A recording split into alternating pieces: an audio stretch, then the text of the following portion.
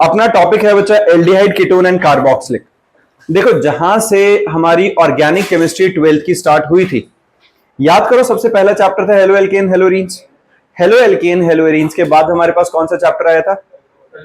Alcohol phenol ether. फिर ये आ गया अपना, है ना। अब अगर जो तुम उन चैप्टर्स के अंदर फंक्शनल ग्रुप्स पे ध्यान दो, हेलो एल्केन हेलोरीन्स के अंदर हेलोजेंस के बारे में बात हो रही थी। अगले वाले चैप्टर के अंदर कौन कौन सा था अपना? Alcohol phenol ether. बेसिकली हमारे पास कौन सा था जिसके अंदर OH बॉन्ड लगा हुआ था, या वो वाला जिसके अंदर कार्बन के साथ डायरेक्टली ऑक्सीजन बॉन्डेड था, जो ईथर के अंदर हुआ था, यही था। और जहां पर हमारे कार्बन के साथ जो ऑक्सीजन बॉन्डेड है वो सिंगल बॉन्ड के साथ अटैच था। डन। अब जो हमारा चैप्टर है एल्डिहाइड, कीटोन और कार्बोक्सिलिक, चाहे वो एल्डिहाइड ग्रुप है, चाहे वो अपना कीटोनिक ग्रुप है, चाहे कार्बोक्सिलिक है, हर किसी के अंदर, तीनों के अंदर कार्बन के साथ ऑक्सीजन डबल बॉन्डेड है ना। इसको हम क्या कह रहे हैं बच्चा? Carbonyl group. तो चैप्टर्स का लॉजिक समझ रहे हो? ये ऐसे ही रैंडम नहीं तोड़े हुए फंक्शनल ग्रुप्स, एक तरह के फंक्शनल ग्रुप्स को एक चैप्टर में डाला गया, अलग तरह के अलग को, और फिर नेक्स्ट वाले टाइप को अलग जगह पे। तो इस चैप्टर के अंदर हमारे पास कार्बोनाइल ग्रुप के बारे में हम पढ़ेंगे। कार्बोनाइल ग्रुप बेसिकली क्या होता है? When carbon with double bond is bonded with carbon. ठीक है, carbon with double bond is bonded with oxygen. Basically यहां पर जैसे कार्बोनाइल ग्रुप क्या है? Carbon oxygen double bond. अब इसके अंदर अपने पास जब हम ये बात करें कि कार्बन ऑक्सीजन डबल बॉन्ड में C डबल बॉन्ड OH, ये क्या बनता है अपने पास? एल्डिहाइड। कार्बन के ऊपर डबल बॉन्ड होगा और इधर भी एक कार्बन होगा, इस साइड भी एक कार्बन चेन होगी, तो हमारा कीटोनिक बनता है। और कार्बोक्सिलिक के अंदर कार्बन के ऊपर डबल बॉन्ड और उसी कार्बन के साथ एक OH अटैच होता है, तो ये हमारे पास क्या बन जाता है? कार्बोक्सिलिक। ये सिंपल है, सबको पता है एल्डिहाइड, कीटोन और कार्बोक्सिलिक के बारे में। एल्डिहाइड कौन सा? सबसे पहले वाला एल्डिहाइड आएगा, बीच वाला कीटोन बन गया और लास्ट वाला कार्बोक्सिलिक आ गया। सॉर्टेड है। अब यहां पर एल्डिहाइड एंड कीटोन से हम स्टार्ट करते हैं। सबसे पहले देखो एल्डिहाइड एंड कीटोन्स के अंदर, अगर हम एल्डिहाइड और कीटोन की बात कर रहे हैं, यहां पर एल्डिहाइड्स में कार्बन के ऊपर डबल बॉन्ड हो और साथ में एक एल्काइल ग्रुप अटैच होता है। एल्डिहाइड और कीटोन में सबसे पहला जो एक डिफरेंस आता है वो क्या आता है बच्चे? एल्डिहाइड के अंदर जो कार्बोनाइल ग्रुप कार्बन होता है वो क्या होता है? एल्डिहाइड में हमेशा एंड ऑफ चेन पे लगेगा, जहां पर चेन खत्म हो रही होती है। लास्ट वाले कार्बन के ऊपर अगर डबल बॉन्ड O आ गया, इसका मतलब एल्डिहाइड है। और अगर कहीं इन बिटवीन द चेन, बीच वाले किसी कार्बन पे, लास्ट वालों को छोड़ दो, बीच वाले किसी कार्बन के साथ अगर डबल बॉन्ड O अटैच हो गया है कार्बन पे, तो इसका मतलब वो कीटोनिक ग्रुप आ जाता है। क्लियर है दोनों में यही कि कार्बन के ऊपर डबल बॉन्ड O लगा हुआ है, लेकिन लास्ट में अगर लग गया तो एल्डिहाइड बन जाता है, बीच में अगर लगेगा तो कीटोनिक ग्रुप बन जाता है। यही है। अगर हम कीटोन की बात कर रहे हैं तो R कोई एक एल्काइल ग्रुप, इधर R कोई एल्काइल ग्रुप, बीच वाले कार्बन पे डबल बॉन्ड हो। ठीक है, तो ये हमेशा कहां बनेगा? In between the chain, end of chain नहीं होगा। अब यहां एक आता है बच्चा अल्फा कार्बन। ये कुछ नया नहीं है, हमने जब ऑर्गेनिक केमिस्ट्री पढ़नी शुरू करी थी तब हमने अल्फा, बीटा, गामा के बारे में बात करी थी, डिग्रीज के बारे में बात करी थी। अल्फा कार्बन होता क्या? हाँ, साथ के साथ बताता चलूंगा, जो पिछली जो भी टर्म्स आएंगी उनको भी हम साथ में डिस्कस करेंगे। अल्फा कार्बन क्या होता है बेटा? Carbon atom attach directly to C double bond O carbon. That is जो कार्बन हमारे पास कार्बन कार्बोनाइल ग्रुप वाला जो है, उस कार्बन के साथ डायरेक्टली लिंक्ड कार्बन को क्या कहते हैं? Alpha carbon. ये बात समझ में आई है? जैसे हमारे पास ये कार्बन है, इसके साथ डायरेक्टली ये वाला जो कार्बन अटैच है, इस कार्बन को हम क्या कहेंगे बच्चा? ये वाला कार्बन हमारा अल्फा कार्बन हो जाता है। और इसके साथ वाला कार्बन क्या होगा? बीटा कार्बन, और उसके आगे वाला गामा कार्बन। हाँ जी, किसमें? कीटो वाले में, उसमें भी होगा, क्योंकि कीटो के अंदर भी कार्बोनाइल ग्रुप है, उसके साथ वाले दो दो अल्फा हो गए, दो दो बीटा हो जाएंगे, उसमें क्या फर्क पड़ेगा? समझ रहे हो? तो अल्फा कार्बन बेसिकली किसके लिए कहा जाएगा?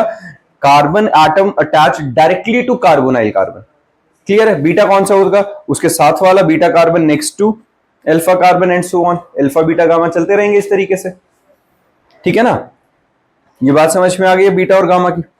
तो इसका अगर इसका नॉमेनक्लेचर करें, देखो आईयूपैक के अंदर हम अल्फा बीटा गामा यूज नहीं करते।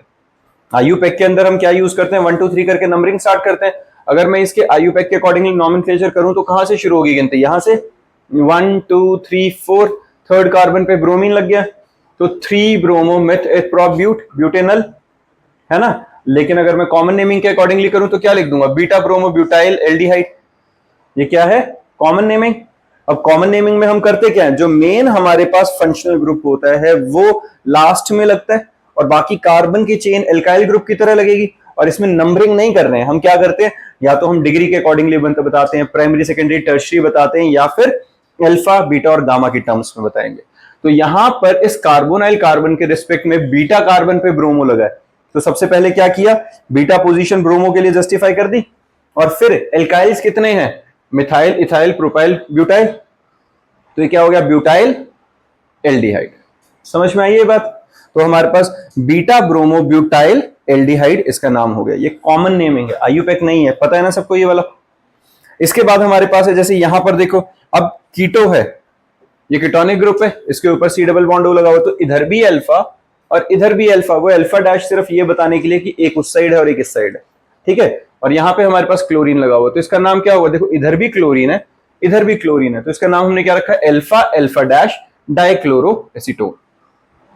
क्लियर है, alpha alpha dash dichloro acetone.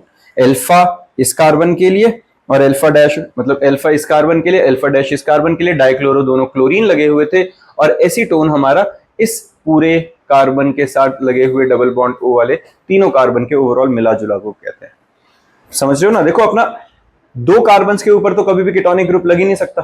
अगर कीटोन शुरू होना है तो मिनिमम प्रोपेन से तो स्टार्ट होगा ही होगा, क्योंकि अगर मिथ या इथ पे डबल बॉन्ड O लगा तो दोनों ही एंड ऑफ कार्बन से, कार्बन के बिल्कुल एंड ऑफ चेन वाले हैं, तो उसमें तो हमेशा वो क्या बनेगा, मिथेनल या इथेनल, है ना। कीटोनिक ग्रुप तो तभी बन पाएगा जब मिनिमम 3 कार्बन होंगे तो बीच वाले पे डबल बॉन्ड हो। तो यहां पे जब 3 बॉन्ड वाला जो हमारे पास ये 3 कार्बन चेन बीच में डबल बॉन्ड हो, इसका मीथे बेसिकली मिथ इथ प्रोपेनोन का कॉमन नेम क्या होता है बच्चा, एसीटोन। जब हमने ऑर्गेनिक केमिस्ट्री स्टार्ट करी थी मैंने तब तुम्हें कहा था भगवान के नाम का एक पेज छोड़ देना, 2 पेज छोड़ देना अपनी नोटबुक के आगे। वहां पर जो हम बात कर रहे थे कि भाई अपनी डिक्शनरी बनाते चलो, रोज का जो एक नया शब्द पता चले उसको लिख लो, वहां उसका मीनिंग याद हो जाए। तो लिख लो अगर जो किसी को नहीं पता है कि 1 कार्बन 2 कार्बन 3 कार्बन बीच में ये, इसका नाम क्या, प्रोपेनोन, जिसका कॉमन नेम क्या होता है, एसीटोन। क्लियर है ये, ठीक बात है बच्चा। आईयूपैक लिखेंगे, देखो पेपर में बोला जाएगा, ऐसा नहीं होता कि वो रैंडम बोलेंगे। वहां अगर लिखा आता है वहां बोलेंगे what is the common name for this, तो कॉमन नेमिंग आएगी। आईयूपैक बोलेंगे तो आईयूपैक आएगा। 99% चांसेस यही होती हैं कि आईयूपैक आता है, क्योंकि कॉमन नेम के बहुत कॉम्प्लेक्स से और बहुत अनयूजुअल से रूल्स हैं, ज्यादातर मेमोराइज कराने वाले। जैसे एसीटोन है वो याद कराने के लिए डायरेक्टली, फॉर्मेल्डिहाइड है ना, इस तरह के जो शब्द हैं वो डायरेक्टली क्रैमिंग वाले हैं। आईयूपैक प्रॉपर रूल्स पे चलता है, तो ज्यादातर हमारे पास जो पेपर में आता है वो आईयूपैक नॉमेनक्लेचर आता है, ठीक है। अब यहां पे देखो इसके अंदर हमारे पास क्या रहेगा बच्चा, इस कार्बन के ऊपर डबल बॉन्ड O है, तो इधर आ गया अल्फा कार्बन, इधर आ गया बीटा कार्बन, इधर आ गया एक अल्फा कार्बन, है ना। तो बीटा डैश पे क्या लगा हुआ है, ब्रोमो, यही है। बीटा डैश के ऊपर हमारे पास क्या लगा हुआ है, ब्रोमो इथाइल, ये पूरा क्या बन गया, ब्रोमो इथाइल। फिर हमारे पास अल्फा के ऊपर क्या लगा हुआ है, chlorine, bromo ethyl alpha chloro methyl ketone. Clear है ये बात, ठीक है। हाँ जी, ये वाली बात समझ में आ गई है। अब ये हमारे पास कुछ नेम्स हैं बच्चा, कॉमन नेम और उनके आईयूपैक, इनकी एक एक करके हम प्रैक्टिस करते हैं। देखो सबसे पहले ये जो अपने पास है CHCHO, ये हमारे पास क्या, देखो ये कार्बन है, इसके साथ एक इधर हाइड्रोजन लगा हुआ है, इधर डबल बॉन्ड O और इधर क्या हुआ, इसका नाम मिथेनल, सीधा पता चल रहा है ना। ये क्या हुआ, एक कार्बन है मिथ, एल्डिहाइड ग्रुप लगा हुआ है CHO, तो क्या बना, मिथेनल। इसका कॉमन नेम क्या होता है, फॉर्मेल्डिहाइड। क्लियर है, तो मिथेनल का जो हमारा कॉमन नेम होता है वो क्या है बेटा, फॉर्मेल्डिहाइड, ठीक है। आईयूपैक नेम मिथेनल, सॉर्टेड है। तो फॉर्मेल्डिहाइड याद रखना, क्योंकि जब तुम एग्जाम में क्वेश्चंस देखोगे तो उसके अंदर डायरेक्टली फॉर्मेल्डिहाइड से मिलेगा, यूवल, पता चला है।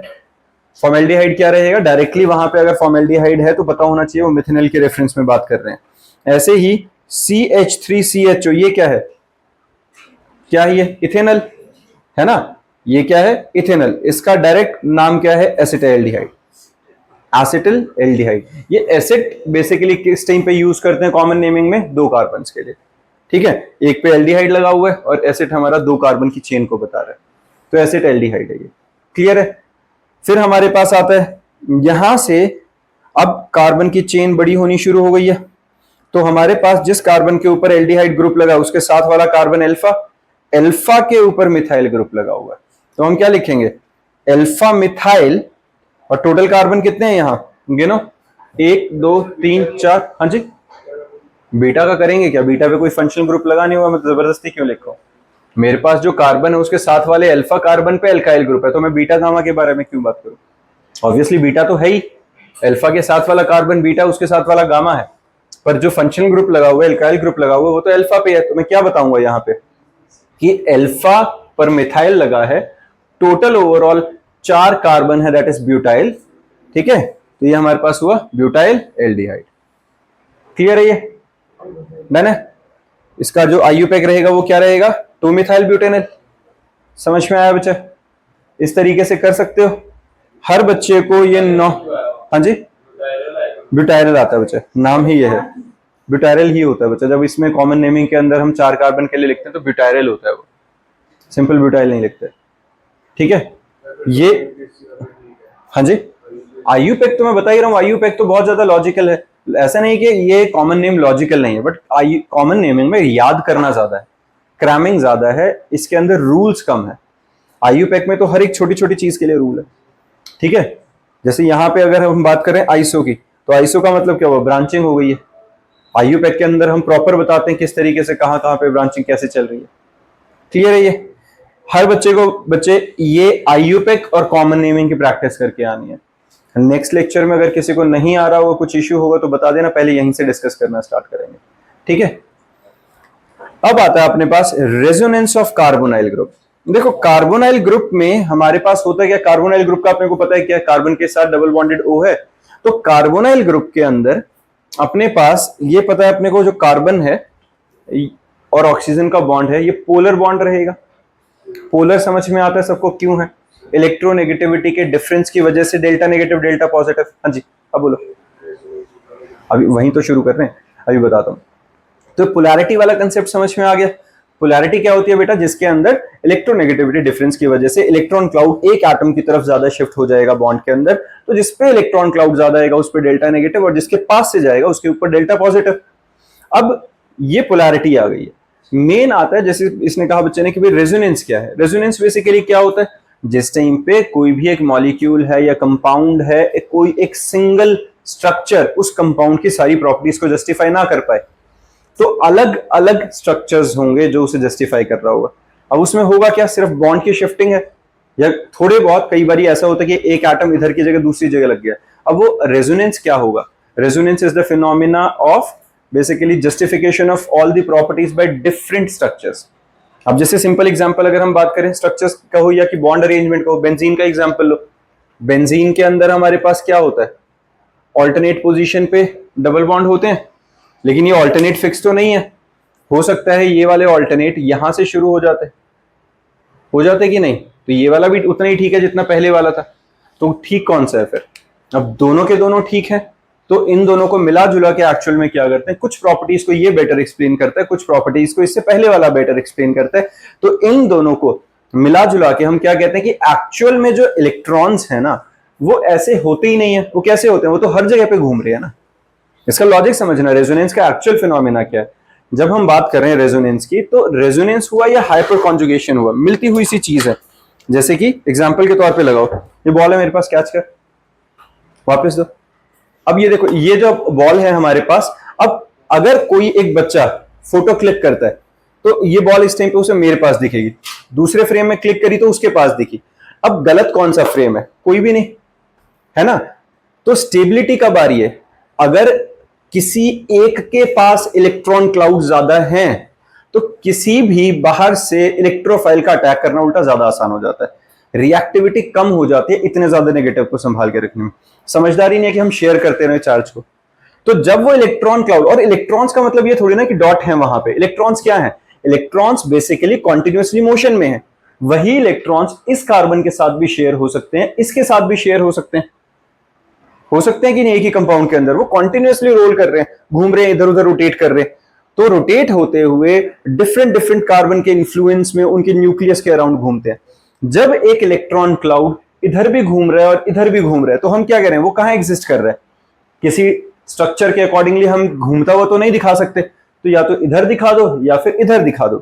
तो एक्चुअल रेजोनेटिंग स्ट्रक्चर क्या हुआ, एक्चुअल स्ट्रक्चर या रेजोनेंस हाइब्रिड स्ट्रक्चर क्या होता है, जो इन दोनों का मिला जुला के हम बनाते हैं कि भाई वो इलेक्ट्रॉन क्लाउड पूरे पे घूम रहा है, इसलिए हम बीच में गोल बना देते हैं।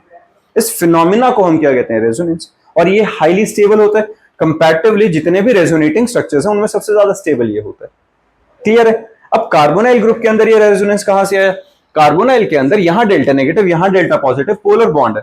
अब पोलर बॉन्ड है तो ऑक्सीजन इतना इलेक्ट्रोनेगेटिव है कि उस पूरे इलेक्ट्रॉन क्लाउड को अपनी तरफ लेके जा सकता है। यहां से इलेक्ट्रॉन क्लाउड अगर ऑक्सीजन पे शिफ्ट हो गया तो पूरा नेगेटिव चार्ज उस पे आ गया, कार्बन पे पॉजिटिव आ गया कि नहीं। तो ये जो कार्बोनाइल ग्रुप है ये इस तरीके से भी एग्जिस्ट कर सकता है और उस तरीके से भी, क्योंकि अगर अब इधर पॉजिटिव आ गया तो इसके इलेक्ट्रॉन क्लाउड को वापस खींच के फिर डबल बॉन्ड बना लेगा, वैसा बन जाएगा। इलेक्ट्रोनेगेटिविटी फिर डोमिनेट करेगी, फिर इलेक्ट्रॉन इधर उधर होता रहेगा कि नहीं।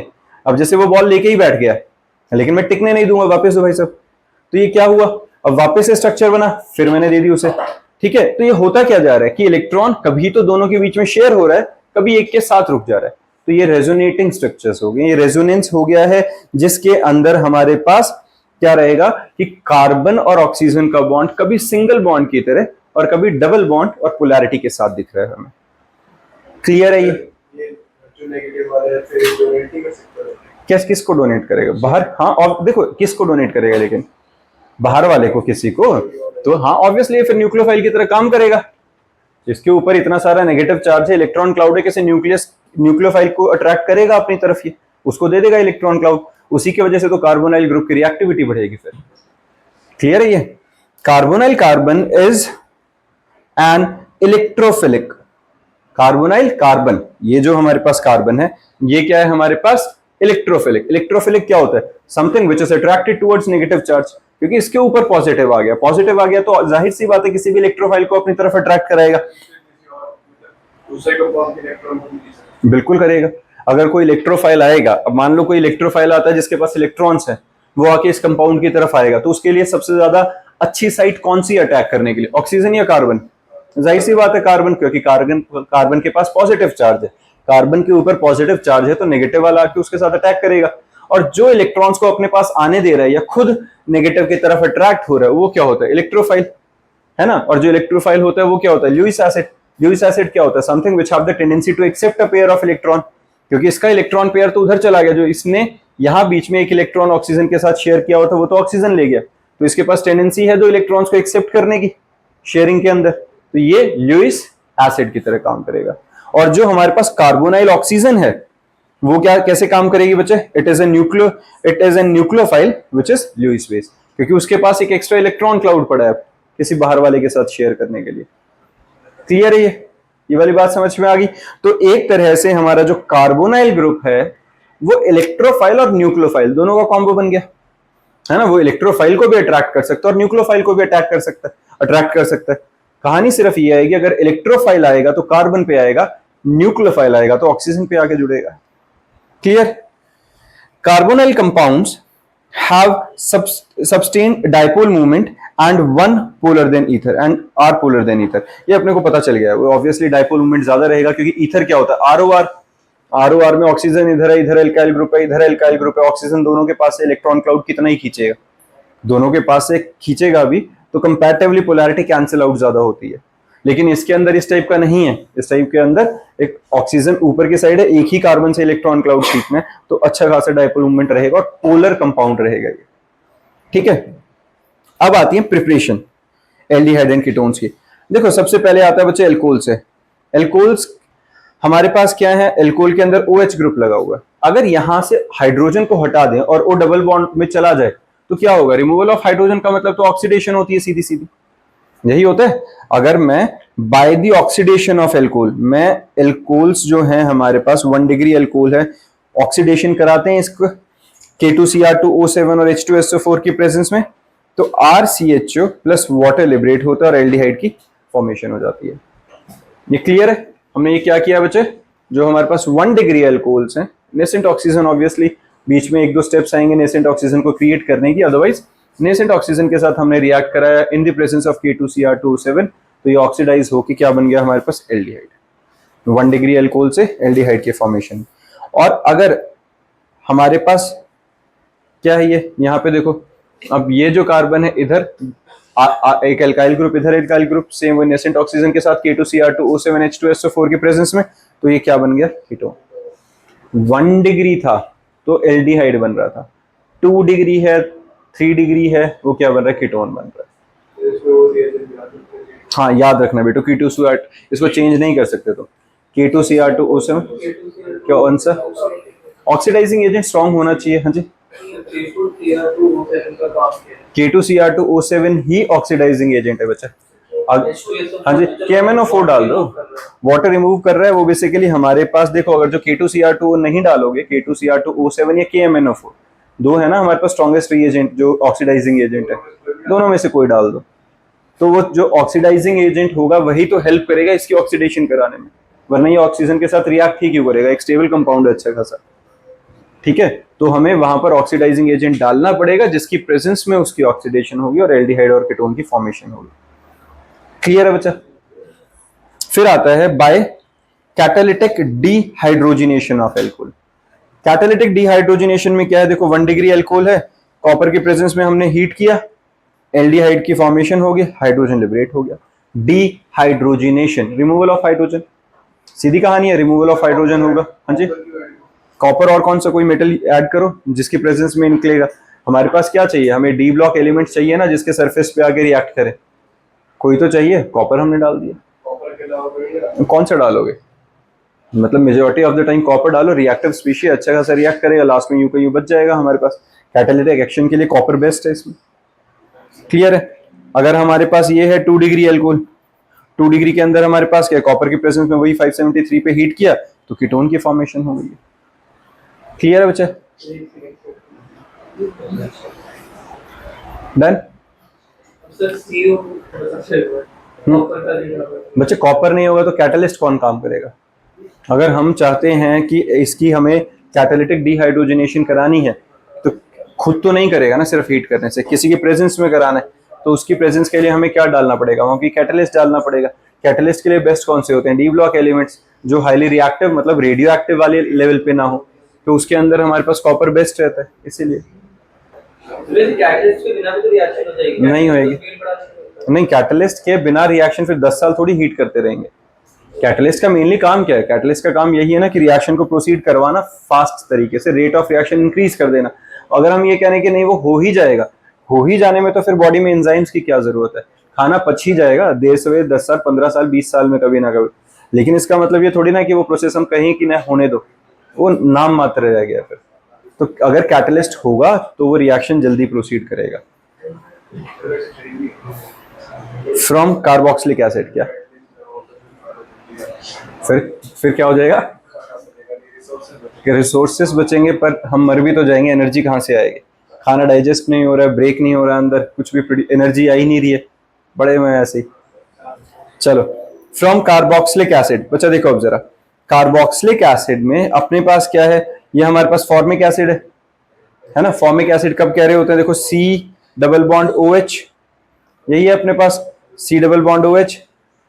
क्लियर है? फॉर्मिक एसिड है, इनको जब हमने रिएक्ट कराया तो अपने पास MnO की प्रेजेंस में 573 पे हमने हीट किया तो formaldehyde plus water plus carbon dioxide की फॉर्मेशन हो गई। एसिटिक एसिड और फॉर्मिक एसिड को रिएक्ट कराया तो एसिटाल्डिहाइड बना, water plus carbon dioxide liberate हुआ।